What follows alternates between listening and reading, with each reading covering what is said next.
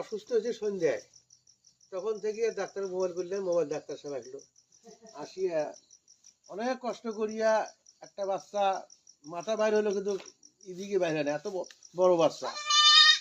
পরে আর কি চেষ্টা করতে করতে আধা ঘন্টা কষ্ট করিয়া বাচ্চা একটা আল্লাহ তাআলার রহমতে বাইর হলো, মরা বাচ্চা।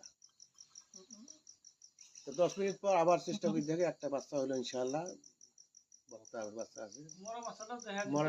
মরার বাচ্চাটা কিন্তু মরা বাচ্চা এখানে, মরা বাচ্চার ওজন 4 কেজি। এত বড় বাচ্চা কিভাবে হবে বলেন তো? আলহামদুলিল্লাহ।